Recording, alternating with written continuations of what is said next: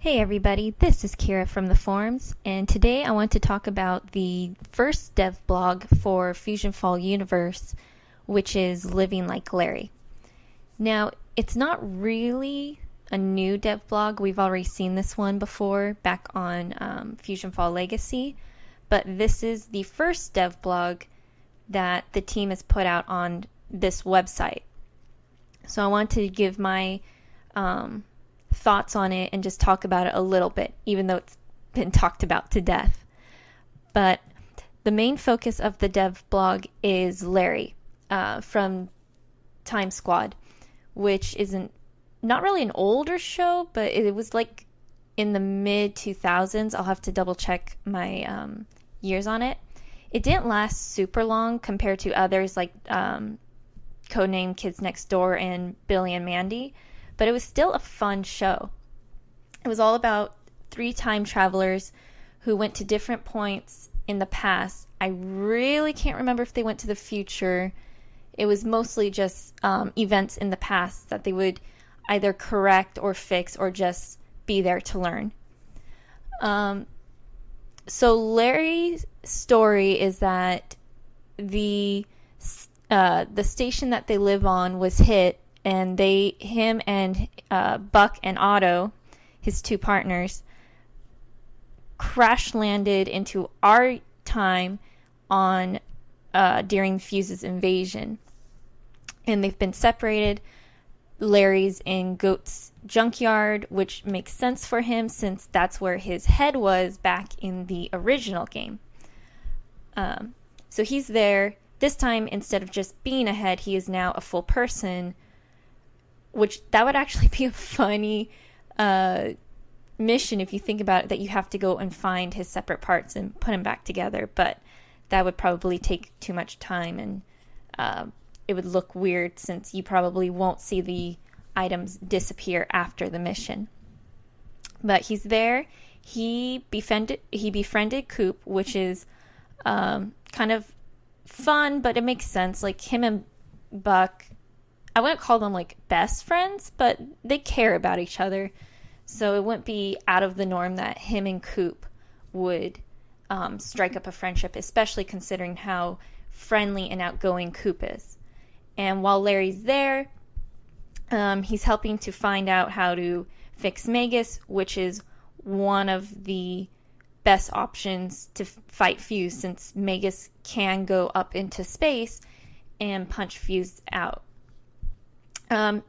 He was able to communicate with Buck, which I don't remember if the dev blog back on Fusion Fall Legacy ever said where Buck landed, but it's interesting that he was able to get into contact with him, but him and Buck are not able to get into contact with Otto, which tells me that either Otto's communicator was broken, which is strange because I would think, considering how technologically advanced this universe is, someone would get in contact with Otto. Like somehow he would get some sort of communication device. So this makes me wonder if he's out further into the wilds, or maybe even into the new areas. So it'll be interesting to see where Otto is and what comes of there. And this dev blog, it talks a little bit about the missions, which they don't post the picture here, but an earlier one had some of his missions. It wasn't all of them because there were more, but his missions start at level 8, which is around the area that Goat's junkyard was. And I'm really excited to see more missions because the missions were fun, but a lot of them were kind of lacking, so it's nice to see new ones be added in. Running off, we've got One Bad Larry, Time Run Amok, Living Like Larry, and Automatic Assumptions. So probably around the automatic, we're going to start getting into the Where is Otto missions. I think the Time Run Amok will probably have to do something with the station, maybe some more parts of Larry that are missing, but that's where it's most likely going to be. We also get his Nano, which is adorable. It's a little guy. He's sassy as heck. He really is. Just look at him. But he's so cute. I can't wait to go and beat up Fusion Larry. And actually, is there going to be a Fusion Larry? Because technically Larry is a robot, and the only way we got Magus was through Fusion Coop. So I don't know if they're going to fix this or how it's going to come about. I'm pretty sure we're going to get a fusion. I doubt it's very difficult, since a lot of the fusions down in downtown are made of metallics, and there's even the Dino Robots things over in Goat's Junkyard. So I guess Fuse just didn't want to have a fusion version of Magus because that would cause problems. They also, in this dev blog, got a video, which is basically showing off the Nano and how its animations are. Again, he's sassy because he's tapping his little foot. It's adorable. But we also get a look at the new design for the invisible barrier. And instead of it just being one solid thing where you can look out and you can see the rest, it's got a hexagon. Octagon. I said hexagon. It's an octagon, I think. Or maybe I'm right. No, I was right. I was counting the points. I'm right. It's a hexagon. It's a hexagon design, so it looks more netted, which I like better. The other one was kind of, I won't say, I don't want to badmouth it because it's not terrible, and I know some people still enjoy it, and I'm not saying it was wrong. It just, if you're to look at it in the terms of the characters, it just seems weird that it's just an invisible barrier, and the only thing that makes you know that it's there is the things that are holding it up in the wall. Here, though, with the pattern, it clearly looks like it's a zoned off area that you can't go past it. So I really like it. We also hear rain patter in it, so that makes me wonder if they're going to make Goat's Junkyard rain, which I would also like because I like the weather changes. The one thing I really loved about Fusion Fall was back during the Halloween event. It would go dark. You had it nighttime instead of daytime. And that's what I really loved being on at that time, because I just loved the change. So it's kind of nice that there's maybe a weather pattern. I don't think it's going to be like a constant, like it'll rain at this time and it'll go sunny at this time. I just think certain areas are going to be given different weather climates. And Goat's Junkyard seems like the best area of the suburbs, aside from maybe the nuclear plant. And I guess you could argue for Eternal Meadows, that they could put rain clouds there. But Goat's Junkyard fits really well for the idea of having it be covered over.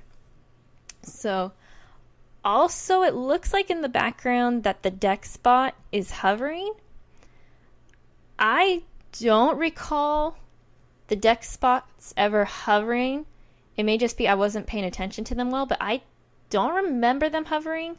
I thought they were on the ground, but maybe I'm just thinking of the regular deck spots, and then the ones that are at the infected zone can hover. So we'll see. I'm probably wrong. Most likely it's just the infected zones ones can hover. But that's enough about the deck spots, because this is not about them. This is about Larry. And I wonder, since he's the second AI, are him and Computrix going to have like missions? Like, would these two talk to each other? Because that'd be really cool if you occasionally get like a mission between the two of them, or just something like the two of them are referencing each other. Also, if Tom shows up, he's also another outsider with a spaceship, although he doesn't time travel, he just broadcasts TV shows. But it'll be interesting if these two will talk as well. So it's very interesting. It's really exciting because we've got another character. We've got a Nano, which I'm going to immediately go and find who I need to kill to get him.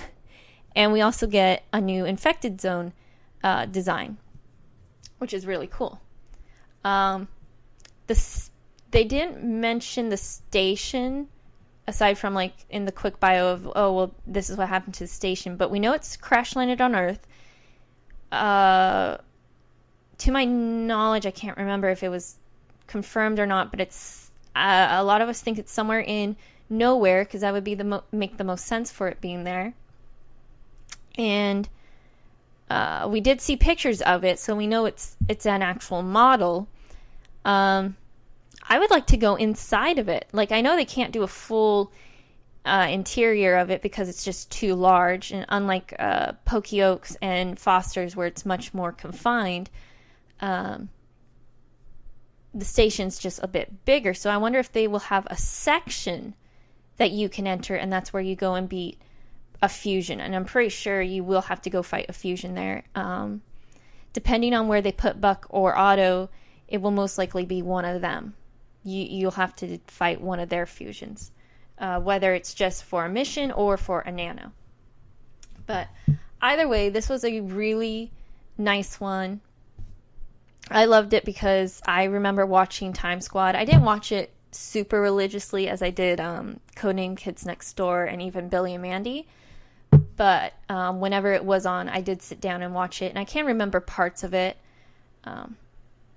It's just, I didn't watch it fully because I think it was on during school time. Either that or I would just miss it because of something. But it definitely makes me want to go back and watch the entire series before Legacy comes out, just to see what sort of hints the staff will bring out from the show and put into to their missions, to their areas, to anything featuring Time Squad. So I'm really happy with this one. I know this is a late video, but I got a little busy, but I really did want to talk about this because it was a really big one for me back when it was mentioned. So tell me what your guys' thoughts are. Where do you think Buck is? Where do you think Otto is?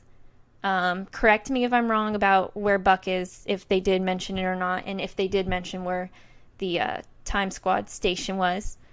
And just tell me your thoughts on him, his nano, and some of his missions. Like, what do you think they're going to do with him?